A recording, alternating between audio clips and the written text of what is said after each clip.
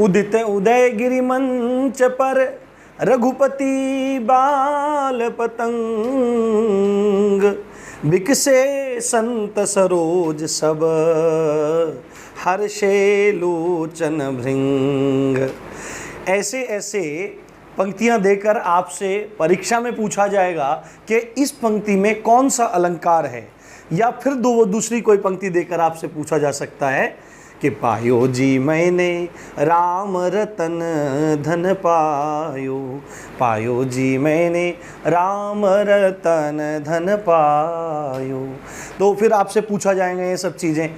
जैसे इधर से आप देख सकते हैं, सुनि सुर सरिसम पावन बानी, सुनि सुर सरिसम पावन बानी। पूछेगा कौन सा अलंकार है तो दिमाग चकरा जाएगा, या आप रट के चले जाओगे। बट आज इस कक्षा में रटना नहीं है, आज मैं आपको बिल्कुल एक एक पॉइंट समझा दूंगा। यदि आप आज ये वीडियो देख लेते हैं तो आपकी अलंकार की दिक्कत सदा सदा के लिए ख़त्म हो जाएगी, और अलंकार के लिए ये आपकी आखिरी वीडियो हो जाएगी। इसके बाद आपको अलंकार की कोई भी वीडियो कभी भी नहीं देखनी पड़ेगी। तो हेलो दोस्तों, कैसे हैं आप सब। राम जी की पाठशाला में आपका बहुत बहुत स्वागत है। उम्मीद करता हूं आप सब अच्छे होंगे और आपकी तैयारी भी बहुत ही बेहतर ढंग से चल रही होगी। इससे पहली वाली वीडियो में मैंने अलंकार को परिभाषित किया था, उसकी परिभाषा आपको बताई थी, और उसके 3 विभेद बताए थे, जिसमें शब्दालंकार, अर्थालंकार एवं उभयालंकार है। पर सामान्यतः 2 ही अलंकारों को पढ़ा जाता है, शब्दालंकारों को और अर्थालंकारों को। शब्दालंकारों के ऊपर कंप्लीट वीडियो मैंने इससे पहले दे दी है, उसका लिंक मैं यहाँ पे दे दूंगा। अगर आपने नहीं देखी है तो पहले वो देख लीजिए, उसके बाद ये देख लीजिए, और यदि आपने पहले वो देख लिए तो आप इस वीडियो का आनंद लीजिए। तो बिना देरी किए चलिए एक बार आप इसका स्क्रीनशॉट ले लीजिए, जिससे आपको शॉर्ट नोट्स बनाने में भी कोई खासी दिक्कत ना हो और आप आराम से चीज़ों को समझ सकें। देखो, अलंकार का मतलब क्या था कि ऐसे गुणधर्म, ऐसी कुछ धर्म, ऐसे गुणधर्म जो काव्य में चमत्कार उत्पन्न कर देते हैं, काव्य की शोभा बढ़ाते हैं। जैसे आचार्य दंडी ने कहा था कि काव्य शोभा करान अलंकारान, काव्य शोभा करान धर्मान अलंकारन प्रचक्षेत। ये कहा था आचार्य दंडी ने कि काव्य के शोभा कारक धर्म ही अलंकार हैं, ये बात कही। उसके बाद सब चीज़ें मैंने आपको समझा दी। उसके बाद शब्दालंकार की जब बात आई थी, यानी काव्य में जब शब्दों के माध्यम से चमत्कार उत्पन्न हो, जिसमें कौन कौन सा था हमारा, उपमा था, यमक था, श्लेष था, वक्रोक्ति था और वीप्सा था। उनको बहुत बेहतर ढंग से पढ़ा था। बट आज नंबर है अर्थालंकार का। अर्थालंकार क्या होता है कि जब काव्य में अर्थ के माध्यम से चमत्कार उत्पन्न होवे, अर्थ के माध्यम से, यानी जो शब्द दिए हुए हैं उनके अर्थ के माध्यम से जब चमत्कार उत्पन्न होता है तो वहां पर अर्थालंकार होता है। बात समझ में आई होगी। तो काव्य में जब अर्थ के आधार पर समृद्धि को प्राप्त होता है काव्य, या काव्य में चमत्कार उत्पन्न होता है, तो उसको कहते हैं अर्थालंकार। पर अर्थालंकार को समझने से पहले आपको 3-4 शब्दावलियों को समझना बहुत ज़्यादा ज़रूरी है। अगर आप इन शब्दावलियों को ठीक से समझ जाएंगे तो आपको अर्थालंकार के जितने भी भेद हैं उनको समझने में कोई भी दिक्कत नहीं आएगी। सबसे पहले आपको शब्द याद रखना है उपमेय, उसके बाद उपमान, तीसरा रखना है वाचक, और चौथा रखना है गुण। सामान्यतः जितने भी आप अर्थालंकार पढ़ेंगे, चाहे उसमें उपमा हो, उत्प्रेक्षा हो, रूपक हो, अतिशयोक्ति हो, सब चीज, मतलब जितने भी आप ज़्यादातर पढ़ेंगे उन सब में आपको इन 2 शब्दों का सर्वाधिक प्रयोग दिखाई देगा, उपमेय का और उपमान का। जबकि वाचक शब्दों का और गुणधर्म का प्रयोग पूरी तरह इन चारों का प्रयोग उपमा में दिखाई देता है। किसमें दिखाई देता है? उपमा में। तो उपमेय किसे कहते हैं? ध्यान से सुनना। उपमेय किसे कहते हैं? जिसकी तुलना की जाए। क्या हो? जिसकी तुलना की जाए, यानी कि जिसका कंपैरिजन कर रहे हैं। ठीक है, जिसका कंपैरिजन कर रहे हैं वो है उपमेय। ठीक है, जिसका कंपैरिजन कर रहे हैं वो है उपमेय, और जिससे कंपैरिजन कर रहे हैं, जिससे तुलना हो रही है, वो है उपमान। है ना? कि जैसे यहां पे लिखो, एक एक वाक्य बोलता हूं मैं यहां पे, कि राम चंद्रमा के समान सुंदर है। राम चंद्रमा के समान सुंदर है। तो किसकी तुलना हो रही है? राम की तुलना हो रही है। और किससे तुलना हो रही है? चंद्रमा से तुलना हो रही है। तो जिसकी तुलना हो रही है यानी कि राम की तुलना हो रही है, तो राम क्या है? उपमेय है। और जिससे तुलना हो रही है, किससे तुलना हो रही है? चंद्रमा से हो रही है। तो चंद्रमा यहां पर क्या है? उपमान है। तो जिसकी तुलना हो वो उपमेय है, जिससे तुलना हो वो उपमान है। ठीक है। अब वाचक शब्द क्या होते हैं? वाचक शब्द क्या होते हैं? तो वे शब्द जो उपमेय और उपमान के मध्य संबंध की स्थापना करते हैं। जो उपमेय और उपमान के मध्य संबंध स्थापित करते हैं, ऐसे शब्दों को हम क्या कहते हैं? हम वाचक शब्द कहते हैं। क्या कहते हैं भाई? वाचक शब्द कहते हैं। ये बात आपको ध्यान रखनी है। कुछ वाचक शब्द मैं आपको बता देता हूं। सा, सी, तुल्य, है ना। तुल्य का मतलब क्या होता है? देखो ये सब जो शब्द हैं ये सब तुलनात्मक अध्ययन के हिसाब से ही है। तुलनात्मक कि भाई तू तो उसके जैसा है, तू उसके जैसी है। तो सा है, सी है, तुल्य, सम, सम भी तो होता है कि तुम उसके समान हो, सम हो, के समान, उसके जैसा। भाई तू तो ऐसा लग रहा है जो वो जैसा वो था। जो सरिस का भी अर्थ इसी सेंस में आता है। तो सा, सी, तुल्य, सम, जैसा, जो, सरिस और के समान, ये वाचक शब्द हैं। और आपका गुण धर्म, गुण धर्म कह लो या साधारण धर्म कह लो, तो जिस आधार पर तुलना की जाती। उपमेय क्या है? जिसकी तुलना की जाए। उपमान क्या है? जिससे तुलना की जाए। वाचक शब्द क्या है? संबंध स्थापना करते हैं उपमेय उपमान के बीच में। और गुणधर्म या साधारण धर्म वो है कि जिसके आधार पर कंपैरिजन होता है। अब राम चंद्रमा के समान सुंदर है। राम चंद्रमा के समान सुंदर है। राम क्या है? उपमेय, क्योंकि राम की तुलना हो रही है। चंद्रमा क्या है? उपमान, क्योंकि चंद्रमा से तुलना हो रही है। के समान, उपमेय और उपमान में संबंध स्थापित कर रहा है। और सुंदर है, तो जो सुंदर है ना, जो सुंदर शब्द है, ये सुंदर शब्द क्या है? साधारण गुणधर्म है जो दोनों में कॉमन है। ये चीज आपको ध्यान रखनी है। उपमेय क्या है? जिसकी तुलना की जाए। उपमान क्या है? जिससे तुलना की जाए। सबसे पहला हमारे पास अलंकार है शब्द अलंकार में, उपमा अलंकार। कौन सा है? उपमा अलंकार। और उपमा शब्द का अर्थ ही होता है समानता या तुलना। समानता या तुलना, है ना। इक्वलिटी या आप कहो कंपैरिजन। यानी कि उपमा का मतलब ही है कंपैरिजन। क्लियर? अब देखो यहां पे उपमेय में, अब मैं आपको लंबी लंबी चौड़ी चौड़ी परिभाषाएं नहीं लिखवाने वाला हूं, केवल मैं आपको कॉन्सेप्ट समझा रहा हूं। ठीक है। तो उपमा का क्या अर्थ है? समानता या तुलना। ठीक है। तुलना कहना ज्यादा बेहतर है। तो उपमा अलंकार में क्या होता है? उपमेय और उपमान की तुलना की जाती है। उपमा में क्या होता है? उपमेय, उपमेय क्या है? जिसकी तुलना की जाए। उपमान क्या है? जिससे तुलना की जाए। तो उपमेय और उपमान की जिस अलंकार के मध्य तुलना होती है, या उपमेय और उपमान की जब तुलना होती है, तो वहां पर उपमा अलंकार होता है। वहां पर क्या होता है? उपमा अलंकार होता है। अब मैं आपको एग्जाम्पल से समझाना शुरू करता हूं, एक एक चीज बारीकी से आपको समझ में आ जाएगी। सबसे पहला हमारे पास उदाहरण है सुनि सुर, ये सुनि सुर सरी सम पावन बानी। सुनि सुर सरी सम पावन बानी, ऐसे देखो, गा गा के याद करोगे तो याद हो जाएगा आपको। ये भी याद हो जाएंगे। सुनि सुर सरी सम पावन बानी, ये है। अब ये इसका उदाहरण है। अब मैं प्रूफ करूंगा कि ये उदाहरण क्यों है। सुनी, सुनी तो शब्द है पूरा, सुना। ठीक है। सुनी, ये जो पूरा का पूरा आपकी पंक्ति लिखी हुई है, ये राम जी के बारे में लिखी हुई है। ये राम जी के बारे में लिखी हुई है कि राम जी की वाणी के बारे में लिखी हुई। क्या, कैसी है राम जी की वाणी, कैसी है? तो यहाँ पे शब्द लिखा है सुनी। सुनी का मतलब सुनना। सुरसरी, सुरसरी कहते हैं गंगा जी को। गंगा जी को सुरसरी कहा जाता है। सम का मतलब है समानता, तुलना करना, समान। पावन क्या है? पवित्र, पावन, बहुत सुंदर। और बाणी मतलब वाणी। तो यहां पर जो राम जी की वाणी है, जो राम जी की क्या है? वाणी है, उसकी तुलना किससे की जा रही है? सुरसरी से। किससे? सुरसरी से। वाणी क्या है? वाणी है उपमेय। वाणी क्या है? उपमेय, क्योंकि वाणी की तुलना की जा रही है।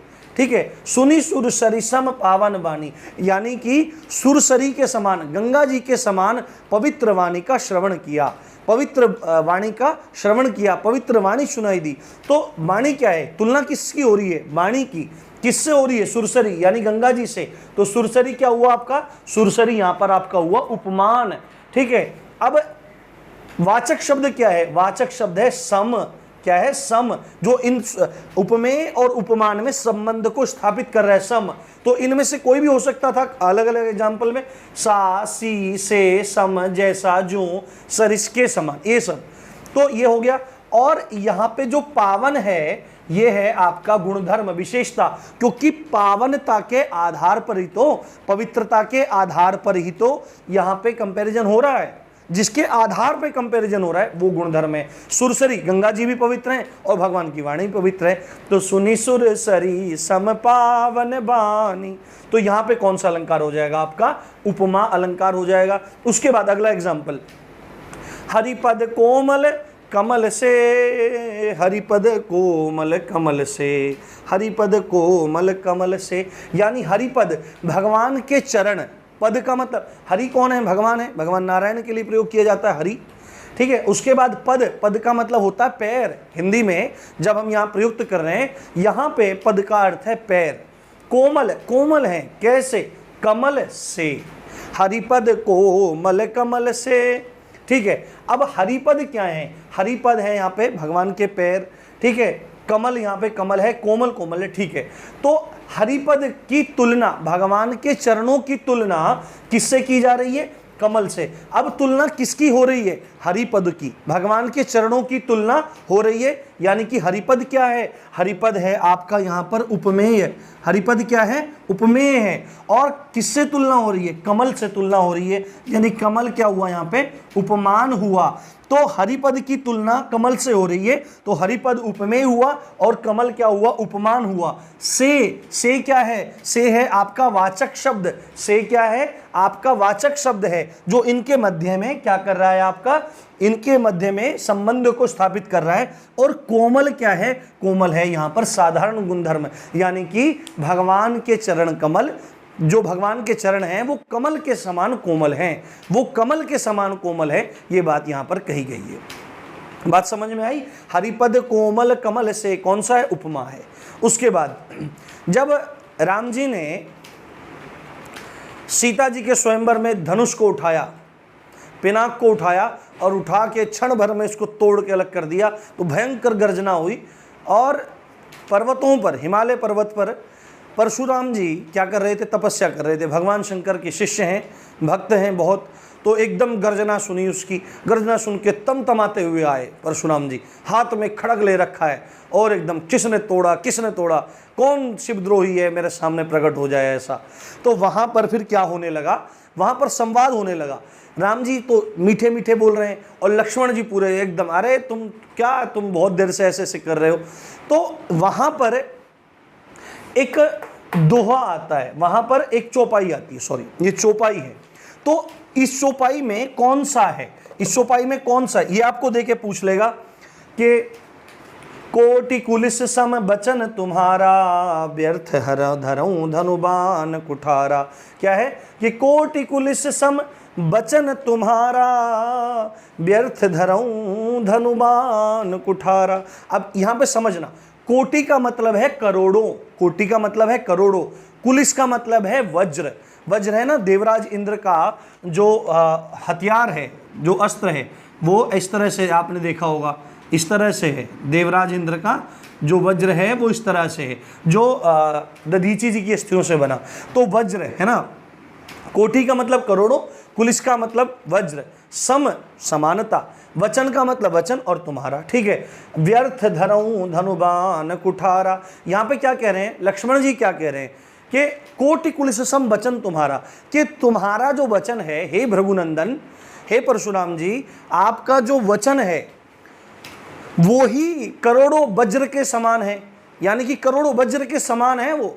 व्यर्थ धरऊं, आप व्यर्थ में ही धरऊं धारण करते हैं क्या, धनुष्मान और कुठार। आप व्यर्थ में ही धनुष्मान और कुठार यानी फरसा लिए घूमते हैं। आपका तो वचन, आपका तो जो मुख से शब्द निकल रहा है वही किसके समान है, वही करोड़ों वज्रों के समान है। तो देखो समान है, तुलना की जा रही है, समानता तुलना दिखाई जा रही है।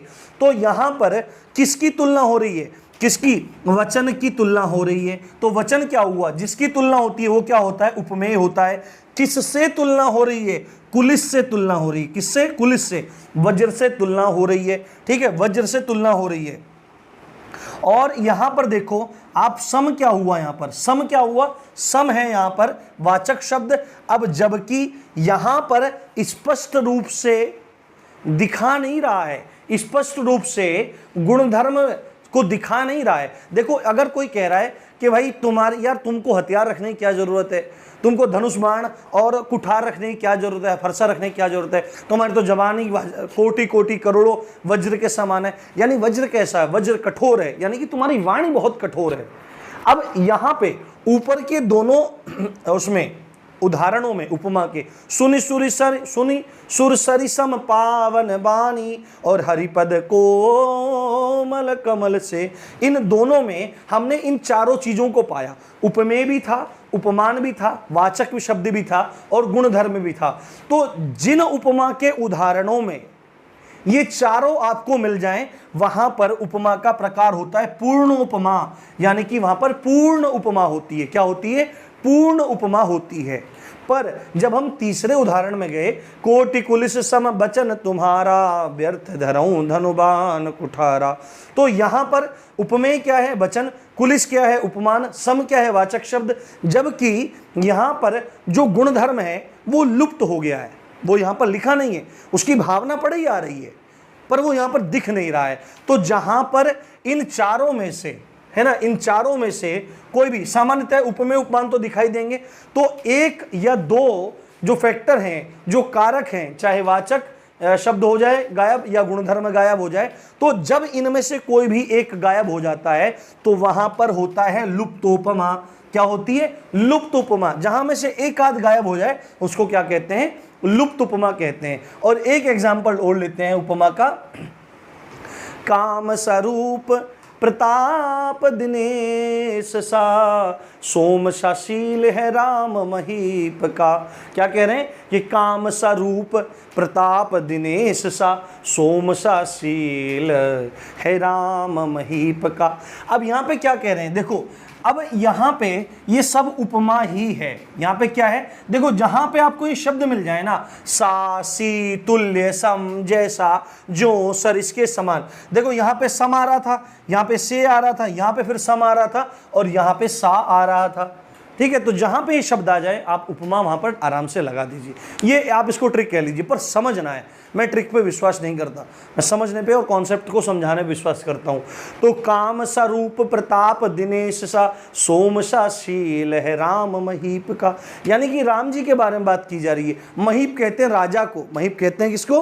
राजा को। तो राजा राम जी जो हैं, जो राम जी हैं, जो राजा हैं, ठीक है, उनके बारे में बात हो रही है। उनके बारे में यहां पे बात हो रही है कि राम जी क्या है? राम जी की तुलना हो रही है। क्या हो रही है? राम जी की तुलना हो रही है। इसका मतलब राम जी क्या है? उपमेय है। राम जी क्या है? उपमेय है। और जबकि उपमान कौन कौन है? काम स्वरूप, यानी काम के साथ उनकी समानता हो रही है। तो एक उपमान तो ये रहा, समझाऊंगा, ध्यान से समझते रहो। एक उपमान ये रहा, प्रताप दिनेश सा। दिनेश कहते हैं किसको? दिनेश कहते हैं सूर्य को। ये एक दूसरा उपमान ये रहा। और सोम सा शील तीसरा उपमान ये रहा। तो जहां पर एक उपमेय होता है और एक से ज्यादा उपमान होते हैं, जहां पर चारों के चारों पूर्ण रहते हैं, उपमेय भी होता है, उपमान भी होता है, वाचक भी होता है और विशेष गुण धर्म भी होता है, वहां पर पूर्ण उपमा होती है। जहां इनमें से एक दो गायब हो जाता है वहां पे लुप्तोपमा होती है। और जहां पर उपमेय तो होता है एक, उपमेय तो होता है एक और उपमान एक से अधिक होते हैं, वहां पर मालोपमा होती है। कौन सी होती है? मालोपमा होती है। मालोपमा होती है। माल जमा उपमा, लुप्त जमा उपमा, पूर्ण जमा उपमा। तो यहां पर राम जी हैं और राम जी के क्या बोला जा रहा है कि राम जी का रूप कैसा है? कामदेव के समान सुंदर है, कामदेव के समान है। ठीक है, प्रताप कैसा है? उनका प्रताप कैसा है? तो जैसा सूर्य भगवान का प्रताप है वैसा प्रताप है। और तीसरा शील, जो व्यवहार है, जो चरित्र है, जो व्यवहार है, वो कैसा है? सोम, सोम कहते हैं चंद्रमा को। सोम कहते हैं चंद्रमा को, चंद्रमा के समान उनका स्वभाव है, शीतल स्वभाव है। तो देखो यहाँ पे 3 जगह उपमा है, 3 जगह उपमान है, और राम जी क्या है, अकेले उपमेय हैं। तो इसको ऐसे याद रख सकते हैं, काम स्वरूप प्रते प्रताप दिनेश सा, सोम सशील है राम महीप का। तो उम्मीद करता हूँ उपमा समझ में आ गई होगी। और उसके बाद अगले अलंकार की तरफ बढ़ते हैं, जिस अलंकार का नाम है रूपक अलंकार। क्या नाम है? रूपक अलंकार। ध्यान से समझते जाना है सब कुछ। रूपक अलंकार है, उपमा अलंकार में उपमेय और उपमान की तुलना हो रही थी, है ना, उनमें कंपैरिजन किया जा रहा था। जबकि रूपक अलंकार में उपमेय को उपमान ही मान लिया जाता है, वहां पे तुलना नहीं है। उपमेय में उपमा में तुलना है, जबकि रूपक अलंकार में उपमेय और उपमान को एक ही मान लिया जाता है। बिल्कुल भेद रहित आरोप होता है, यानी कि उपमेय का उपमान में भेद रहित आरोप होता है, एक ही मान लिया जाता है। ये नहीं बोला जाता है कि यहाँ पे कि उनके जैसा, नहीं, वे ही मान लिया जाता है। उपमा में क्या होता है? उनके जैसा, उनके समान, उन सा। जबकि रूपक में क्या होता है? रूपक में होता है कि वे ही जैसे। उदाहरण लेते हैं, यहां से आसानी से शुरू करते हैं, तीसरे से शुरू करते हैं। ओ मैया मैं तो चंद्र खिलौना ले हूँ, मैया मैं तो चंद्र खिलौना ले हूँ। अब जो भगवान हैं, भगवान रामचंद्र जी हैं, कहीं कहीं पे भगवान कृष्णचंद्र जी के भी उसमें भी ये बात आई है। तो जब भगवान छोटे हैं, बचपन में खेल रहे हैं, तो देख के मचल जाते हैं, चंद्रमा को देख के मचल जाते हैं, और क्या कहते हैं? मैया मैं तो चंद्र खिलौना ले हूँ। यानी कि जो चंद्र है, कौन है? चंद्र, जो चंद्रमा है, ठीक है, जो चंद्रमा है, चंद्रमा की तुलना किससे हो रही है? खिलौने से। यहाँ पे सॉरी, तुलना नहीं, चंद्र क्या है? चंद्र है उपमेय, और खिलौना क्या है? उपमान, है ना। तो अगर यहाँ पे लिखा होता मैया मैं तो चंद्र सा खिलौना ले हूं, तो चंद्र सा खिलौना ले हूं तो उपमा हो जाती, ठीक है। बट मैया मैं तो चंद्र खिलौना ले हूं, यानी कि चंद्र को ही खिलौना मान लिया गया है। क्या मान लिया गया है? चंद्र को ही खिलौना मान लिया गया है, यानी कि चंद्र का भेद रहित आरोप हो गया है। उपमेय का उपमान में भेद रहित आरोप हो गया है, यानी चंद्र को ही खिलौना मान लिया गया है। बात समझ में आई है? क्लियर होगी बात? ठीक है। चौथा उदाहरण, चरण कमल बंदो हरि राई। यहां पे क्या था? हरिपद कोमल कमल से। यहाँ पे हरिपद कोमल कमल से, यानी कि भगवान के जो चरण हैं वो कमल के समान कोमल हैं, समान के समान। हरिपद कोमल कमल से आते ही एकदम उपमा। पर यहाँ पर चरण कमल बंदो हरि राई, यहाँ पे क्या हो रहा है कि जो हरि राई है, राई जो शब्द होता है इसका हिंदी में अर्थ राजा से होता है, ठीक है। एक वो बारीक दाना भी होता है, मसाला भी होता है, पर राई का शब्द है राजा से होता है। और हरि राई यानी कि भगवान के बारे में बोल रहे हैं कि चरण कमल बंदो हरि राई। बंदो का मतलब वंदन करता हूँ। किसका वंदन करता हूँ? चरण कमल, भगवान के जो चरण हैं उनको कमल मान लिया गया है। चरण क्या है? चरण क्या है? यहाँ पर चरण उपमेय है, और कमल क्या है? यहाँ पे उपमान है।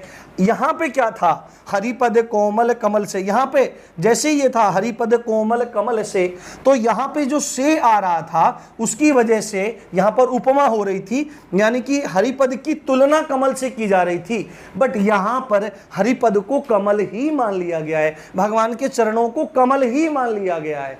चरण कमल बंदो हरि राई, ये समझ में आ गई बात। तीसरा, पायो जी मैंने राम रतन धन पायो, पायो जी मैंने राम रतन धन पायो, वस्तु अमौलिक दी मेरे सतगुरु।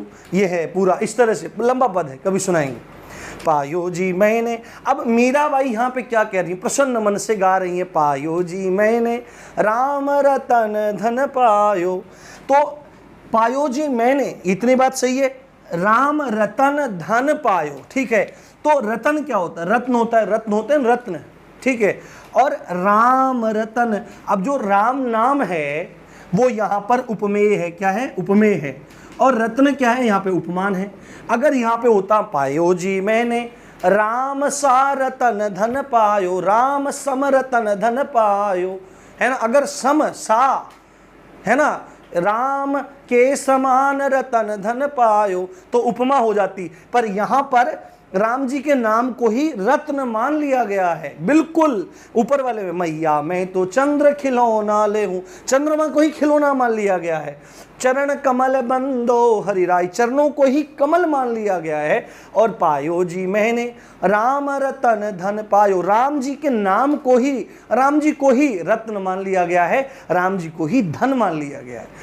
ये बहुत सुंदर, बहुत सुंदर। दूसरा उदाहरण,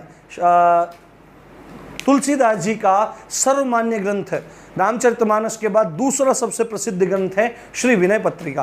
राम जी के हस्ताक्षर हैं उस पर। उसमें क्या कहते हैं? उसमें एक पद है, पद की संख्या करीब 104 या 103-104 के आसपास, 103 है 104 है पद की संख्या। वहाँ पे तुलसीदास जी बहुत परेशान होकर राम जी से प्रार्थना कर रहे हैं। क्या कर रहे हैं? विषय बारी मन मीन भिन्न नहीं होत कबहू पल एक, विषय बारी मन मीन भिन्न नहीं होत कबहू पल एक। अब यहाँ पे क्या बात बोल रहे हैं? विषय, विषय क्या होते हैं? विषय क्या होते हैं? जो इंद्रियों के भोग होते हैं उनको विषय कहा जाता है। दर्शन में उनको भोगों को विषय कहा जाता है। जैसे आंखें हैं, आंखें सुंदर रूप देखना चाहते हैं, तो जो सुंदर रूप देखना चाहता है तो आंखों का विषय है। नाक सुंदर गंध महसूस करना चाहती है, नहीं, सुंदर घ्राण, जो सुंदर खुशबू है उसको सूंघना नाक का विषय है। कान सुंदर शब्द सुनना चाहते हैं तो कान के लिए शब्द विषय है। वाणी सुंदर सुंदर जो जिह्वा है वो सुंदर सुंदर स्वाद खाना चाहती है। अच्छा अच्छा, खट्टा, चरपरा, मीठा, कड़वा तो नहीं खाना चाहती, तीखा, नमकीन, ऐसा तो अलग अलग स्वाद खाना चाहती है। तो जिह्वा क्या है? ये विषय है। ठीक है। इसी तरह तमाम तो इंद्रियां जो हैं उनको विषय माना गया है। और वारी क्या मतलब है? वारी क्या मतलब है? जल से है। ठीक है। मन, मन हो गया। और मीन होता है मछली। मीन क्या होता है? मछली। यानी कि यहाँ पे बात बोली जा रही है, विषय वारी मन मीन भिन्न नहीं होत कबहू पल एक, कि यहाँ पे इसका साधारण आशय समझा दे रहा हूँ पहले। राम जी को क्या कह रहे हैं तुलसीदास जी? कि मेरा जो मन है वो मीन है, मेरा जो मन है वो मीन है, मेरा जो मन है वो मछली है। और विषय वारी, और जो मन है वो विषयों में, विषय जो वारी है, जो विषयों का जल है, जो विषय जल है, जो विषय जल है, मेरा जो मन है, जो मेरा मन मछली जो बना हुआ है वो विषय वारी में डूबा रहता है, भिन्न नहीं होता, भिन्न नहीं होता। जो मेरा मन है विषय वारी मन मीन, जो मन मीन है, मन मछली है। देखो दोनों को एक माना जा रहा है, मन को और मीन को एक माना जा रहा है, बिल्कुल अलग नहीं माना जा रहा है। मन मीन विषय वारी, विषय को जल माना जा रहा है। समझ में आ रही बात? इसका सामान्य सा अर्थ ये निकलता है कि जो मेरा मन है वो बिल्कुल ऐसा है जैसे मछली, और जो विषय है वो जल है जिसमें वो मछली हमेशा रहती। मछली जल से कभी अलग नहीं होती। ठीक है। होत कबहू पले, कभी भी अलग नहीं होता। ठीक है। समझ में आ गई होगी बात कि विषय वारी, विषय को ही जल मान लिया गया है, मन को ही मीन मछली मान लिया गया है। और भिन्न नहीं होत कबहू पले, किसी भी एक पल के लिए भी हे प्रभु मेरा मन मछली, मन रूपी मछली मेरा है ना, मन रूपी मछली जो मेरा है वो कभी भी अलग नहीं होता। किससे? विषय रूपी जल से। ठीक है। विषय रूपी एक ही मान लिया जाता है। राम रूपी धन, चरण रूपी कमल, है ना, चरण रूपी कमल रूपी चरण, इस तरह से पूरा समझना। और अंत में है सबसे जबरदस्त आपका उदित, ये ऐसे है, उदित उदयगिरि मंच पर रघुवर बाल पतंग, बिकसे संत सरोज सब हर्षे लोचन भृंग, है ना। उदित उदयगिरि मंच पर जब राम जी जनकपुर में पहुंच गए हैं और शुभारंभ होने वाला है। किसका शुभारंभ होने वाला है? सीता जी के स्वयंवर का शुभारंभ होने वाला है। तो अलग से एक मंच बनाया गया है, जनक जी द्वारा एक अलग से मंच बनाया गया है। और वो मंच कैसा है? उदित उदयगिरि, उदयगिरी, जहां से सूर्य प्रकट होते हैं वो उदयगिरी, यानी कि मंच को उदयगिरी मान लिया गया है। उदित उदयगिरी मंच पर, तो मंच को उदयगिरी मान लिया गया है। रघुवर बाल पतंग, बाल पतंग, बाल का मतलब जो सुबह सूर्य उगते हैं, पतंग का मतलब सूर्य से है, यानी कि जो बाल सूर्य हैं, रघुवर को, भगवान रामचंद्र जी को क्या मान लिया गया है, राम जी को क्या मान लिया गया है, बाल पतंग मान लिया गया है। ठीक है, और उनको देखकर बिकसे संत, जो जितने भी संत हैं, सरोज सब, सरोज का मतलब होता है कमल, यहां पर संतों को क्या मान लिया गया है, कमल मान लिया गया है, कमल मान लिया गया है। विकसे खिल गए, विकसे विकसित हो गए, संत सरोज सब, हर्षे लोचन भृंग, हर्षे लोचन भृंग, इसका सामान्य अर्थ, इसके दो देखो समझाता हूं। जब उदयगिरी पर्वत पर बाल पतंग चढ़ते हैं, बाल सूर्य का उदय होता है, उस समय जो कमल होते हैं वो खिल जाते हैं और उन पर भृंग, भृंग होते हैं भौरा, भौरा मंडराने लगते हैं, हर्षित हो जाते हैं उनको देख के कि अब जाएंगे मकरंद चूसेंगे। अब यहां पर भेद रहित आरोप है। दूसरा क्या है कि राम जी मंच पर बैठे हैं और उनको देखकर संत प्रसन्न हो गए और उनके जो लोचन हैं, उनके जो क्या हैं, लोचन हैं, उनके जो नेत्र हैं, उनके जो नेत्र हैं वो प्रसन्न हो गए। अब दोनों को जोड़ दो, एक जगह ले आओ, यानी कि उदित उदयगिरी मंच पर, उदयगिरी जहां पे सूर्य उदय होते हैं, उदयगिरी, उसको मंच को उदयगिरी मान लिया गया है, मंच को उदयगिरी मान लिया गया है। रघुवर को बाल पतंग, बाल सूर्य मान लिया गया है। संत समाज को सरोज, कमलों का, कमल मान लिया गया, झुंड मान लिया कमल का। और उन संतों के लोचन को, उनके नेत्रों को क्या मान लिया गया है, भृंग मान लिया गया है। बात समझ में आ गई। उदित उदयगिरी मंच पर रघुवर बाल पतंग, बिकसे संत सरोज सब हर्षे लोचन भृंग। ठीक है, तो रूपक हो गया। अब देखते हैं आगे। तो दोस्तों अब आगे के अलंकार देख लेते हैं, जिनमें हमारे हैं उत्प्रेक्षा, अतिशयोक्ति, भ्रांतिमान, संदेह, विभावना, दीपक और अन्योक्ति। ये बहुत इंपॉर्टेंट अलंकार है। अलंकार तो बहुत सारे हैं, फिर ठीक है, जितने ज़रूरी हैं उतने मैं आपको यहाँ पे करवा रहा हूँ। एक बार आप इसका स्क्रीनशॉट लीजिए, फिर मैं आपको ये सब चीज़ें समझाना शुरू करता हूँ, जिससे आप, और इनके शॉर्ट नोट्स आप ज़रूर बना लेना। देखो मैंने बड़ी बड़ी परिभाषाएं नहीं लिखवाई हैं, केवल समझाने का खेल है और समझाने का प्रयास मैं आपको कर रहा हूँ। तो उत्प्रेक्षा है, अब से पहले कौन सा पढ़ लिया, उपमा कर लिया। ठीक है, उपमा कर लिया, और कौन सा कर लिया है आपका, रूपक कर लिया है। आपको उपमेय और उपमान का पता लग गया होगा। उपमेय कौन है, जिसकी तुलना की जाए, उपमान कौन है, जिससे तुलना की जाए। एक चीज़ और बता देता हूँ आपको मैं, एक और अर्थ भी होता है उपमेय और उपमान का। उपमेय का मतलब क्या होता है, जो एट प्रेजेंट है, जो प्रस्तुत है, अब हिंदी में बोल रहा हूं, जो प्रस्तुत है। और उपमान कौन है, जो अप्रस्तुत है, यानी कि जो आपको दिख रहा है वो उपमेय है, जो आपको दिख नहीं रहा है, जिससे तुलना तो आप कर रहे हैं, आपको दिख नहीं रहा है, ठीक है, दिख नहीं रहा है, या अप्रस्तुत मान लिया जाए। ठीक है, उपमेय प्रस्तुत और उपमान अप्रस्तुत है। तो हम समझते हैं यहाँ पर उत्प्रेक्षा अलंकार को। उत्प्रेक्षा अलंकार में क्या है, जब उपमेय में उपमान की कल्पना कर ली जाती है, जब उपमेय में उपमान की कल्पना कर ली जाती है या संभावना को तलाश लिया जाता है। यहां पे कल्पना है, उपमा में तुलना की जाती है, रूपक में वही मान लिया जाता है, और उत्प्रेक्षा में उपमेय में कल्पना कर ली जाती है, इमेजिनेशन कर लिया जाता है। ठीक है, और इमेजिनेशन करने की पहचान क्या है, आपको कुछ बोधक शब्दों का, कुछ पहचान का ध्यान रखना है। जहां भी आपको मनो, मानो, मनु, मनहु, जनु, जानो, जनहु आदि शब्द अगर आपको कहीं पे दिख जाएं तो उसका मतलब आप समझ लेना, यहां पर कल्पना की गई है, यहां पर संभावना को तलाशा गया है। जब उपमेय में उपमान की संभावना को देखा जाए या जब उपमेय में उपमान की कल्पना कर ली जाए तो वहां पर उत्प्रेक्षा अलंकार होता है। जैसे जगत प्रसिद्ध उदाहरण है इसका, सोहत, ये है, दो गला, कल मैराथन लिया था ना तो गला थोड़ा ठीक नहीं है, फिर भी प्रयास करता हूं।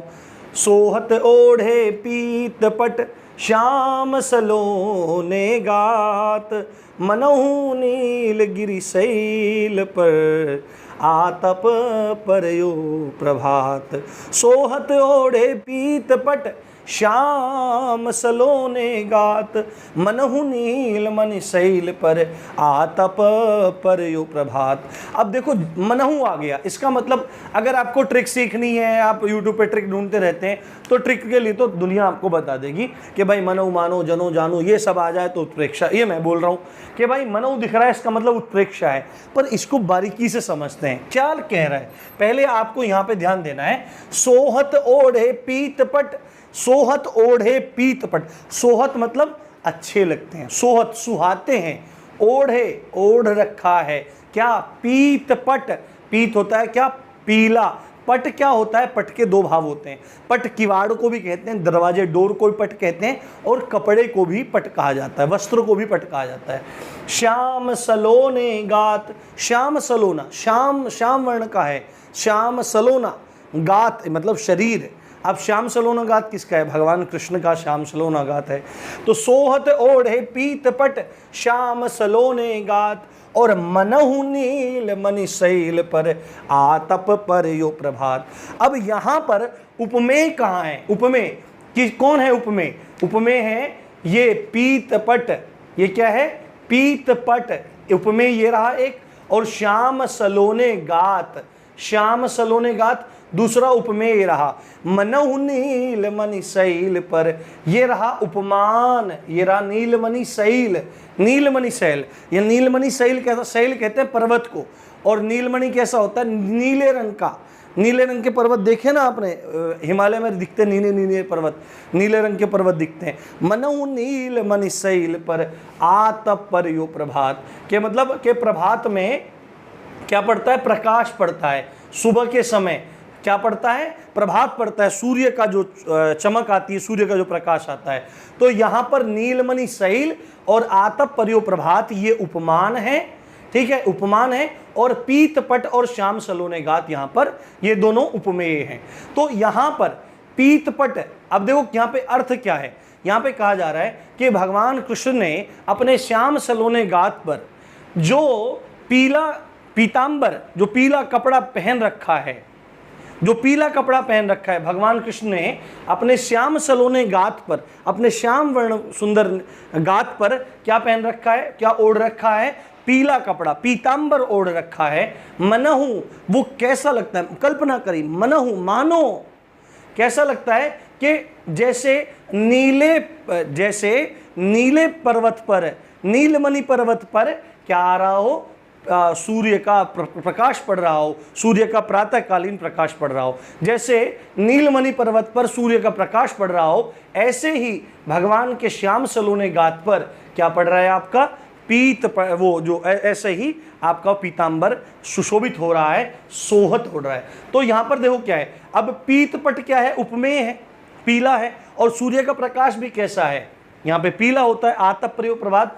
तो यहाँ पे जो पीतपट उपमेय है और आतप परयो प्रभात जो सूर्य का प्रकाश उपमान है, तो सूर्य के प्रकाश की कल्पना कर ली गई है पीले कपड़े में, और नीलमणि शैल की जो कल्पना है, जो ये उपमान है, इसकी कल्पना कर ली गई है भगवान कृष्ण के नीले सांवले रूप पर, सलोने रूप पे। तो क्लियर हो गया होगा, सोहत ओढ़े पीतपट श्याम सलोने गात, मनहु नीलमणि शैल पर आतप परयो प्रभात। तो मनहु भी आ गया और चीजें मैंने आपको समझा दी, तो ये आपको क्लियर हो जाएगा। उसके बाद अगला आता है अतिशयोक्ति। आप बोलते होते अतिशोक्ति अतिशोक्ति अतिशोक्ति ना, अतिशयोक्ति इसमें अब वो करेंगे आप जब आप इसको विच्छेद करेंगे।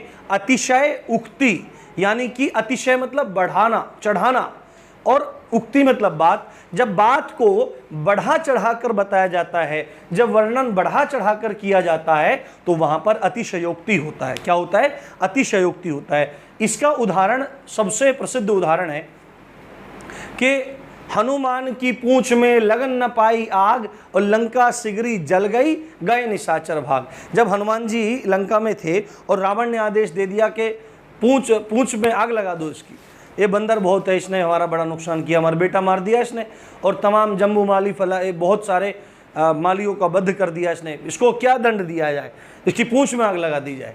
तो जब पूंछ में आग लगाई तो पूरी लंका जला दी। पर यहाँ पर कवि ने वर्णन किया है बढ़ा चढ़ाकर।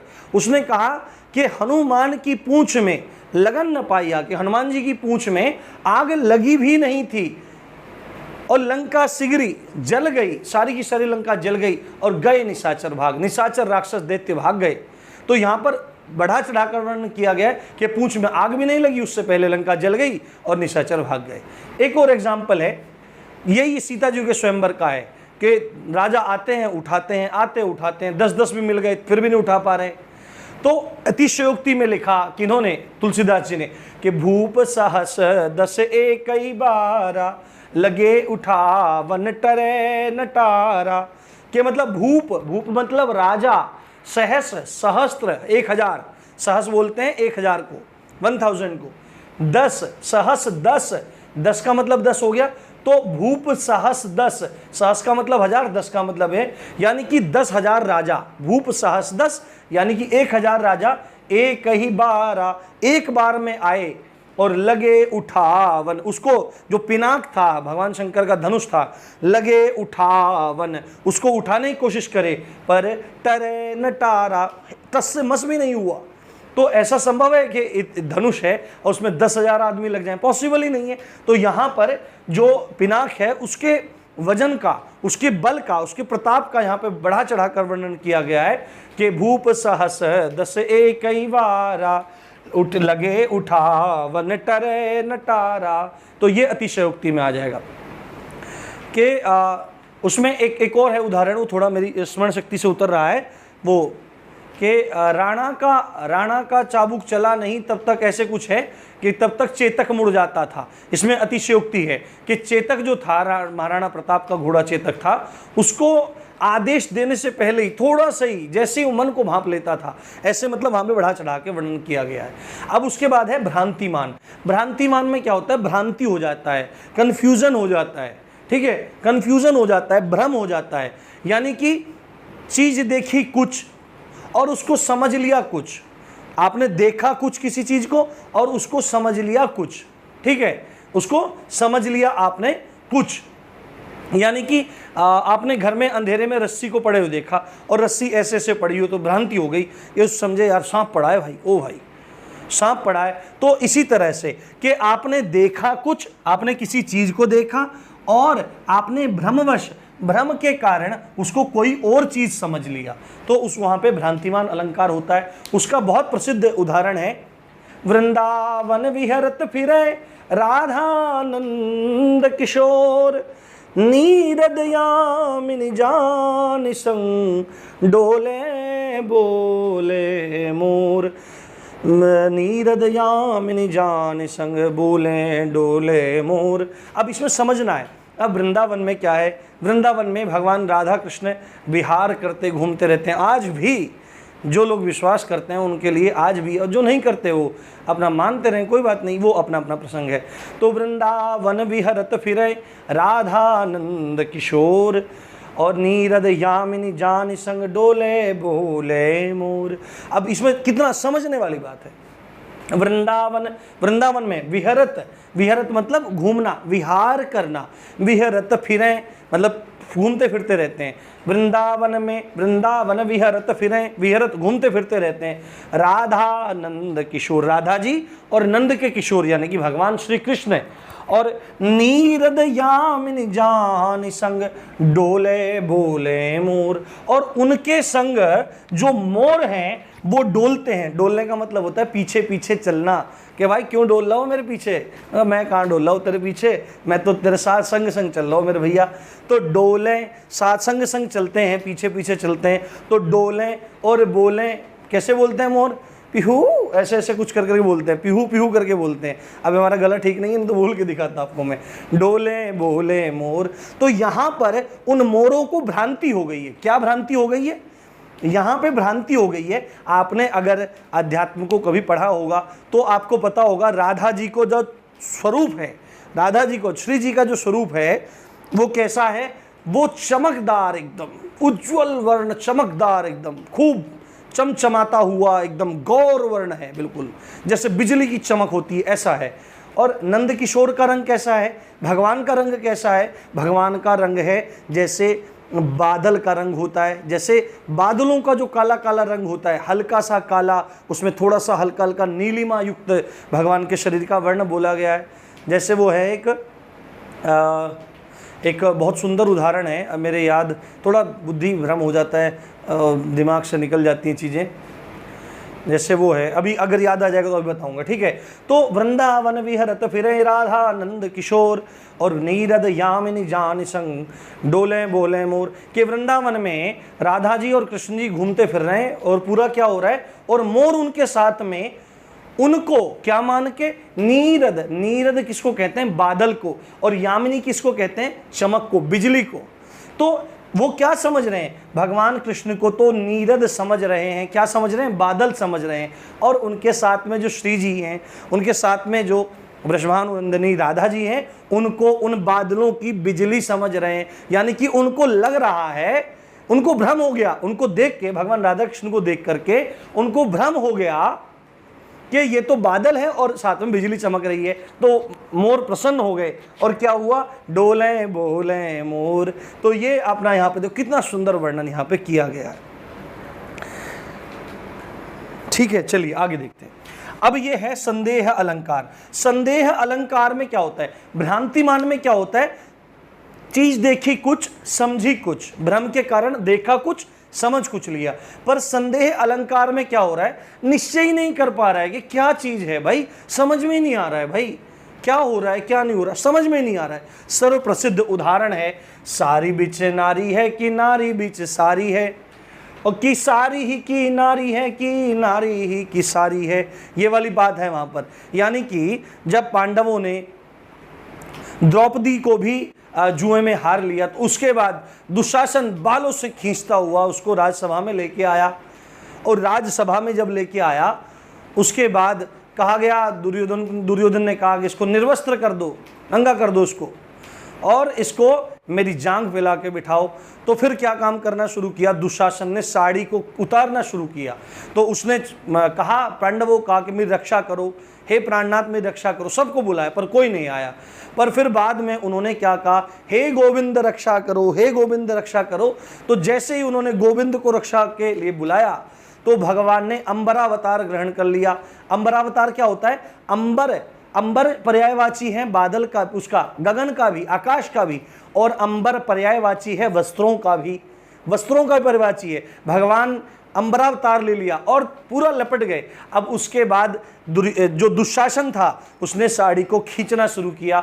10,000 हाथियों का बल उसमें भी कहा जाता था कि इतना बल उसने लगाया, खींचिया, वो भी थक गया और थक के माथा पकड़ के बैठ के ये बोला कि सारी बीच नारी है कि नारी बीच सारी है, कि सारी ही की नारी है कि नारी ही की सारी है। समझ में नहीं आ रहा है कि भाई क्या बात हो रही है, कि साड़ी के बीच में, साड़ी के बीच में नारी है या नारी के बीच में साड़ी है, नारी बीच साड़ी। समझ में नहीं आ रहा है कि नारी के अंदर साड़ी है कि साड़ी के अंदर नारी है, या कि साड़ी ही की नारी है कि नारी जो है ये साड़ी की ही बनी हुई है क्या, ये साड़ी की ही बनी हुई है क्या, कि नारी ही की सारी है। समझ में नहीं आ रहा, मतलब सब कुछ गोल मिक्स हो गया, गोल गपल हो गया सब एकदम। तो जब बिल्कुल निश्चय नहीं कर पाता तो क्या होता है, संदेह अलंकार होता है। दूसरी बात है, अगर यहां पे एक और एग्जांपल, मुख सा चंद्र, ठीक है समझाता हूं, उपमा मुख सा चंद्र, यानी मुख जो है उसकी तुलना चंद्रमा से की जा रही है। मुख सा चंद्र कहा जा रहा है, मुख चंद्र, मुख चंद्र यानी मुख कोई चंद्र मान लिया गया है तो रूपक है। और यहां पर संदेह में यह मुख है या चंद्र, यानी कि डिसाइड ही नहीं कर पा रहा है कि भाई यार मुख है कि चंद्र। तो ये चीज समझने की वाली बात है, ठीक है, समझ में आई बात। उसके बाद अगला आ जाता है अपना विभावना।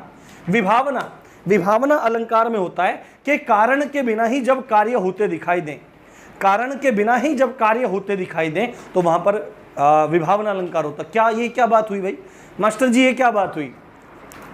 भाई देखो, कोई भी कार्य बिना कारण के नहीं होता। आप लोग किसी भी चीज की तैयारी कर रहे हैं तो उसका कारण है आप नौकरी पाना चाहते हैं। आप भोजन कर रहे हैं तो उसके दो कारण हैं, या तो भूख लग रही है, स्वाद लेना चाहते हैं। आप कहीं जा आप मोटरसाइकिल चला रहे हैं तो इसका मतलब आप कहीं जाना चाहते हैं, मतलब कारण होता है तभी तो कार्य होता है। पर जहां पर कारण के बिना ही कार्य हो, है ना, कारण के बिना ही कार्य हो, वहां पर विभावना अलंकार होता है। तो इसका उदाहरण है बिनु पद चले सुने बिनु काना। ये भगवान के बारे में बात आती है, रामचरितमानस में ही आती है। देखो रामचरितमानस के पाठ करने वाले को कभी भी हिंदी में दिक्कत नहीं आ सकती, ये मैं गारंटी लिख के स्टाम्प पेपर पे लिख के दे सकता हूँ। बिल्कुल भी किसी भी चीज़ में हिंदी में कभी, हिंदी में नहीं जीवन में दिक्कत नहीं आ सकती। इतना सुंदर जीवन दर्शन रामचरितमानस में है। बाकी आपकी श्रद्धा है, आप राम जी को भगवान मान के कर रहे हैं या महापुरुष मान के, या वैसे भी पढ़ लो। अगर भावना भी नहीं है, श्रद्धा भी नहीं है, तो वैसे ही पढ़ लो एक बार, जिंदगी में बहुत कुछ सिखा जाएगी। तो बिनु पद चले, अब ऐसा कैसे हो सकता है कि बिना पैरों के कोई चल सके? और सुने बिनु काना, बिना कानों के कौन सुन सकता है? तो यहां पर क्या हो रहा है, कारण के बिना ही कार्य हो रहा है। कारण क्या है? कारण है पद, यानी पैरों का चलने का, पैर चलते मतलब चलना कैसे होता है? पैरों से होता है। सुनते कैसे हैं? कानों से। पर यहाँ पे तो बात ही उल्टी बोली जा रही है, बिनु पद सुने बिनु पद चले सुने बिनु काना, तो ये बात है। उसके बाद दीपक अलंकार है। दीपक अलंकार में क्या होता है, उपमेय और उपमान का एक ही धर्म मान लिया जाता है, एक ही साधारण धर्म मान लिया जाता है, एक ही साधारण धर्म मान लिया जाता है। वहां पर दीपक अलंकार होता है, ठीक है, वहां पर दीपक अलंकार होता है। ये चीज आपको ध्यान रखनी है। और उपमेय का मैंने क्या बताया, प्रस्तुत। उपमान का क्या बताया, अप्रस्तुत। तो यहां पे देखना है, मुख और चंद्र शोभते हैं। तो मुख क्या हुआ, उपमेय हुआ, और चंद्र क्या हुआ, उपमान हुआ। और इनका एक धर्म, इनका एक कॉमन प्रॉपर्टी क्या हुआ, शोभना, सुंदर लगना, दिखना सुंदर, शोभना, अच्छा लग रहा है देखना। तो मुख भी अच्छा लग रहा है और चंद्र भी अच्छा लग रहा है, और इनका एक कॉमन, इनका एक साधारण एक धर्म है, जो क्या है, कॉमन है, एक ही धर्म है। तो जहां पर उपमान और उपमेय का एक ही धर्म होता है, वहां पर क्या होता है, दीपक अलंकार होता है। एक एग्जाम्पल हो रहा है, देखें ते मन भरे तन की मिटे न भूख, बिन चाखे रस नहीं मिले आम कामिनी ऊख। क्या कह रहा है कि देखे ते मन भरे, बस देखने से तो मन ही भर सकता है। अगर कोई चीज देख रहे हो तो मन ही भर सकता है। तन की मिटे न भूख, तन की भूख कैसी होती है? अब देखो यहां पर क्या है, अब कवि हैं, कवियों ने अलग अलग अपनी भावनाओं को रखा है, ठीक है। तन की मिटे न, तन की भूख कैसी होती है? एक तो तन की वासना होती है और एक पेट की भूख होती है। तो दोनों भूख है, तो वासना और भूख जो वास्तविकता में लग रही है वो है। देखे ते मन भरे तन की मिटे न भूख, और बिन चाखे रस नहीं मिले। आपको चखना पड़ेगा ना, अनुभव करना पड़ेगा आपको।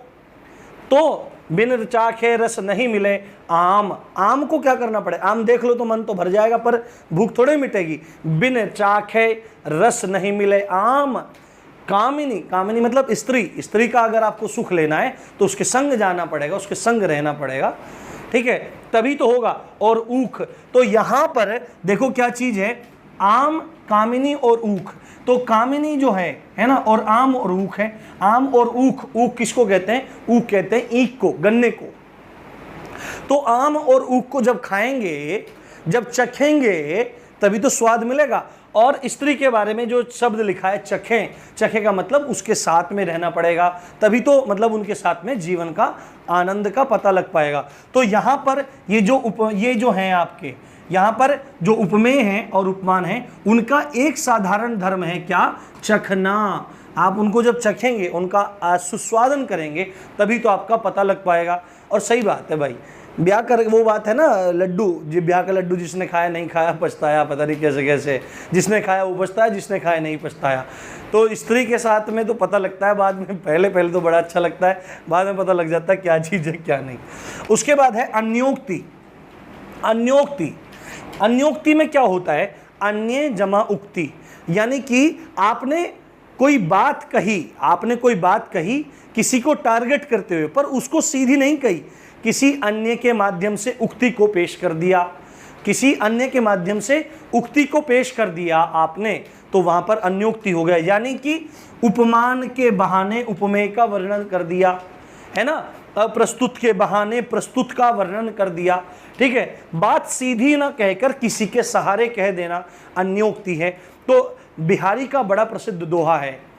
बिहारी जयपुर के राजा जय सिंह के दरबारी कवि थे। तो जय सिंह का नवा ब्याह हुआ भाई, नया ब्याह हुआ उनका। तो उनकी पत्नी के साथ वो भोग विलास में बहुत ज़्यादा रहने लगे। उन्होंने राजकाज पे ध्यान देना छोड़ दिया। तो लोगों ने कहा कि भाई यार कुछ करो, बिहारी जी आप ही कुछ करो। तो उन्होंने एक दोहा लिख के भेजा, नहीं पराग नहीं मधुर मधु नहीं विकास यही काल, अली कली ही सो बंध्यो आगे कौन हवाल। अब उन्होंने कहा तो जय सिंह को ही है, पर बात दूसरी तरह से कही। क्या कही? नहीं पराग के फूलों में न तो पराग है और नहीं मधुर मधु, और इस समय जो शहद है वो भी मीठा नहीं है, मधुर नहीं है। नहीं विकास यही काल, और ना ही फूलों का विकास इस समय है। और अली कली ही सो बंध्यो, अली कहते हैं, अली दो चीज़ों के लिए प्रयोग होता है। अली भौरे को भी कहते हैं और अली सखी को भी कहते हैं। और क्या कह रहे हैं? अली कली ही सो बंध्यो, यानी कि भौरा पुष्प से फिर भी चिपका हुआ है, आगे कौन हवाल, न जाने आगे क्या होगा। क्या बात कही गई? पहले टारगेट किया राजा को, पर कह कुछ और रहे हैं। क्या कह रहे हैं? कि भाई नहीं पराग नहीं मधुर मधु नहीं विकास यही काल, यानी कि जो पुष्प हैं ना तो उनका ठीक से विकास है, ना ही उनमें पराग है, और ना ही ठीक से शहद का निर्माण हो रहा है। पर फिर भी भौरा कली से बंधा हुआ है, और आगे कौन हवाल, न जाने आगे क्या होगा। अब इसका दूसरा भाव है जिस पे बिहारी जी टारगेट कर रहे हैं कि भाई अभी तो आपकी नई नवेली दुल्हन है, नहीं विकास यही काल, अभी तो युवावस्था भी उनकी नहीं आई, आपका अभी से ये हाल है। अली अब यहाँ पे अली जो है वो भौरे के लिए था, कली किसके लिए? फूल के लिए था।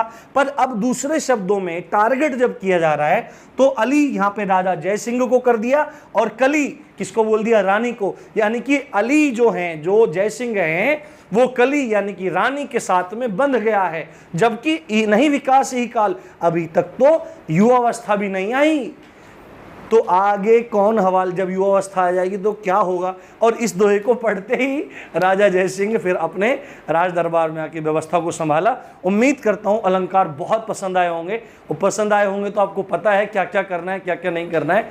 और बहुत मेहनत लगती है भाई, सुबह से लगा हुआ हूँ, आज 5 घंटे हो गए इस वीडियो को बनाने में।